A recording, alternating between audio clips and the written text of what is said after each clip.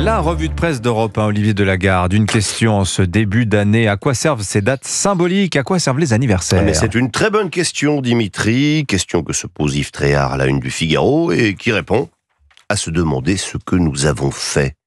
Demain, la France commémorera le 10e anniversaire de l'attentat contre Charlie Hebdo. Philippe Val nous en parlait à l'instant. Eh bien, 10 ans après, on n'a pas le sentiment que nous ayons véritablement pris la mesure de ce qui nous est alors collectivement arrivé.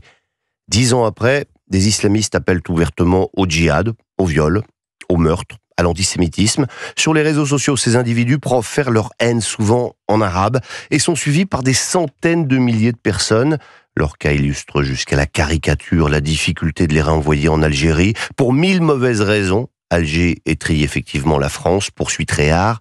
Selon les termes d'une agence de presse du régime, il n'est pas exclu que les influenceurs qui sèment le trouble ici participent d'une vaste entreprise de déstabilisation. Alors il y a ces influenceurs algériens et puis il y a encore et toujours le cas Boualem Sansal. Que certains journaux ont vite oublié, mais pas l'opinion où Antoine Oberdorf donne la parole à Xavier Driancourt, ancien ambassadeur de France en Algérie.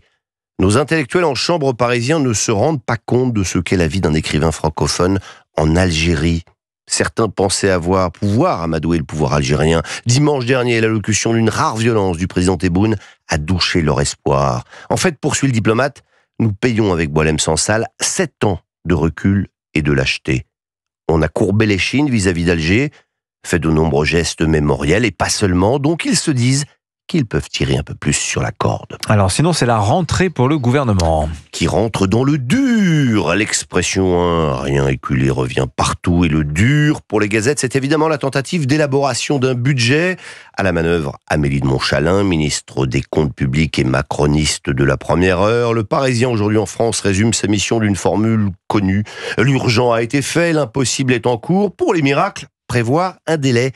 À partir d'aujourd'hui, elle reçoit tous les partis pour tenter de construire un miraculeux budget de compromis. Elle expose non pas des lignes rouges, mais des convictions. Nuance, précise le Parisien, à qui elle accorde donc une interview. Pas de hausse d'impôts pour les classes moyennes, en revanche, augmentation pour les grandes entreprises et les ménages fiscaux les plus aisés. Ceux qui pensent que l'on peut tout résoudre par les seules hausses d'impôts sont déconnectés de la réalité, explique-t-elle, avant d'exposer son ambition, faire en sorte que le déficit à la fin de l'année n'excède pas significativement les 5%. Reste à voir ce qui est significatif dans la tête d'un ministre des Comptes publics. Mais ne faisons pas la fine bouche.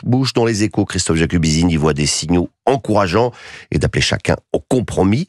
Les entreprises y sont prêtes. Ne manque plus qu'à convaincre notre classe politique de faire elle aussi sa part du chemin pour donner un budget et un cap économique à la France.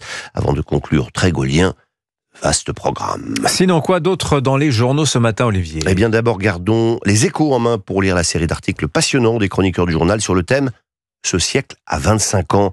Philippe Chalmin rappelle notamment qu'en un quart de siècle, la planète aura gagné 2 milliards d'individus et que cela va continuer parce que les seules certitudes que nous avons sont démographiques, rappelle le prof d'économie. Dans 25 ans, le monde comptera 10 milliards d'habitants, l'Inde sera et de loin le premier pays le plus peuplé. À l'exception des États-Unis, tout le vieux monde sera aussi en déclin. La question majeure sera donc celle du rééquilibrage économique de la planète, avec d'un côté des riches moins nombreux et de l'autre des plus pauvres qui, eux, seront plus nombreux. Mais on ne va pas terminer sur ces perspectives de long et moyen terme, mais sur l'immédiat. Écoutez ce petit florilège de la culture musicale française. Je retire le bouchon et 2, je mets un petit glaçon et 3, je verse la boisson et 4, je me Ça vous met en joie. Ah oui, j'adore. Et l'apérobic. Vin blanc. Ah, c'est autre chose. le gin à moelle tonique.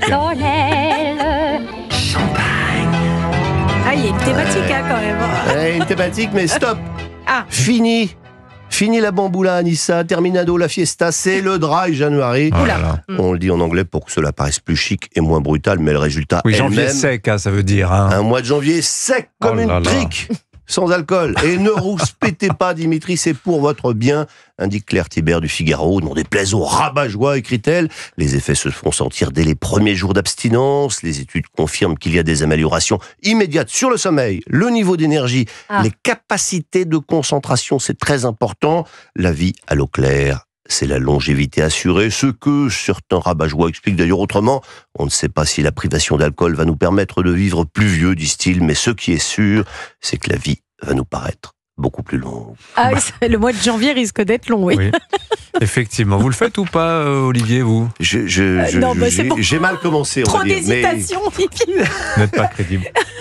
Et Vanessa, j'aimerais, mais je crois que déjà j'ai quelque chose de Mais c'est prévu. terrible, c'est-à-dire que le mois de janvier, tout le monde le commence dès minuit avec une coupe à la main. Déjà, bah oui, qu'est-ce que vous voulez, c'est pas le bon Et mois. Philippe quoi. Val, est-ce qu'il fait dry January, Philippe Val? Je suis un peu tristouille, mais je bois pas en général d'une façon générale, donc Mais vous voilà. êtes la preuve vivante que la joie de vivre n'a pas besoin d'alcool.